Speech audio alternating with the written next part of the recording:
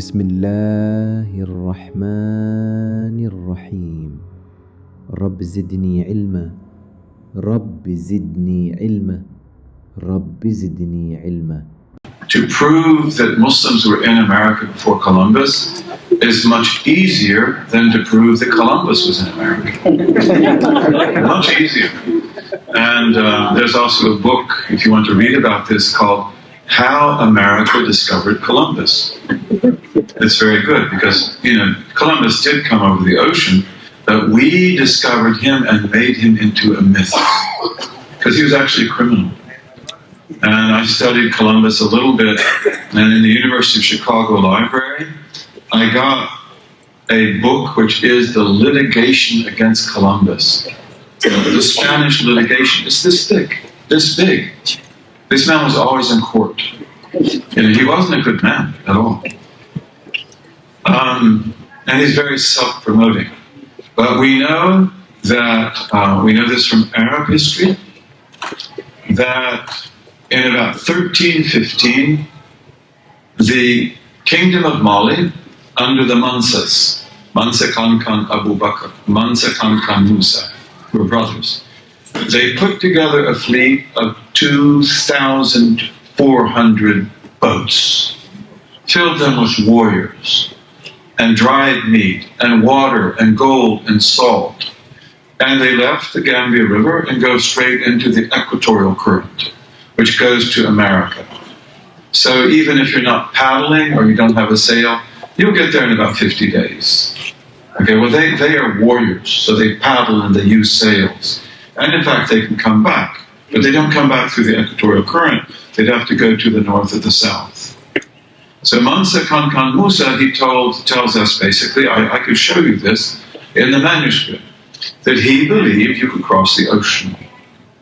Okay, so this raises another question, because if you look at the oldest people who have been discovered in America, and I don't know if I'm going to have a presentation like that in these days, If I have roots, or I don't, I'm sorry. But, I love this. And if you look at the oldest skeletons of human beings in the Americas, which goes back roughly to about maybe 13,000 BC, I'm a little bit vague on the memory, where do you think you find them? Well, they all came over from the Arctic, right? They came by the Bering Strait, and no doubt some did. Okay? But where do you find them? The first, Brazil, way down in the south, and southern Mexico. That's a long way from Alaska. That's a long way. And when you take their skeletons and you put their faces back together by forensic technique, they are Africans. They are Africans. How did they get here? Equatorial current. Did they want to come, or did they come by mistake? Well, we don't know, do we? But they came here. What is the oldest known civilization in America? Anybody know? The sisters? Olmec. And you go look at the Olmec heads. There's about 19 of them. They're made of bauxite. They weigh about 30 tons each. And you tell me who they are. Africans. And I would say Mandinka warriors. In any case, they wear Mandinka helmets. Okay, and of course they can't be Africans. How could Africans be in America? And these are kings. And everyone has a distinctive face. Look at them. Some are laughing, some are smiling. These are warriors and kings. What were they doing in America? Well, again, they got into the equatorial current. Did they intend to do that or not? What I believe is they intended to do that. Why? Gold. And this is one of the things, that we're told, is that historians, if you look at the gold that was in the kingdom of Mali, no one on earth had gold like that. And some historians say they couldn't have gotten this from West Africa. And I could tell you that in detail, because the people who had the gold mines, they hid them, even from the king of Mali. And they weren't Muslims, they were pagans, if you will. But they will hide the gold mines because they don't want anybody using those gold mines. But now we pretty much know where the gold is. And like this couldn't provide the kind of gold that we're told about that Mali had. They were always bringing it from over the water. That's what I believe. Even Mansa Abu Bakr, he goes with the ships.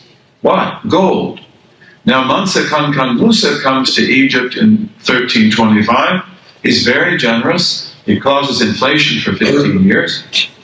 And he tells us we didn't see them after that. Okay, well, they maybe didn't come back yet. But did they come back when they came home? We don't know. We don't know. They may have come back. I wouldn't be surprised. But so this is extremely important. And as our sister pointed out, we know from sound terracotta evidence that they were here. And I could show you, I'd love to show you, up there where you could see it. But we have, for example, many African faces in the Terracotta River record of Mexico and elsewhere, as our sister said. You have one who is a very black Mandinka, very black, and he's got compound earrings, and he's got a special dress. And I showed some of the Mandinkas of West Africa this month. They said, Donso, he's a hunter. Because they know what a hunter is.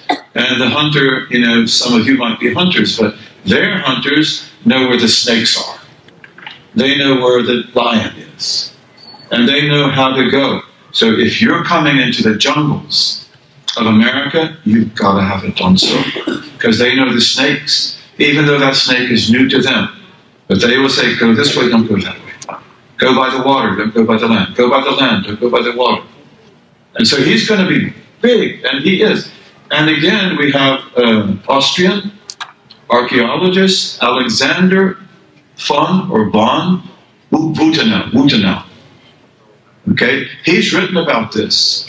And Ivan von Sertima, who wrote The Came Before Columbus, the book that our sister referred to, he also refers to Wuthenau. Wuthenau is a first-rate archaeologist. And in fact, he found these terracottas in the basement of the National Museum of Mexico. Well, what's that all about? Because we don't want to be descended from black people, right? That's what that's about. They hit it up. These are noble black people. These are better people than you.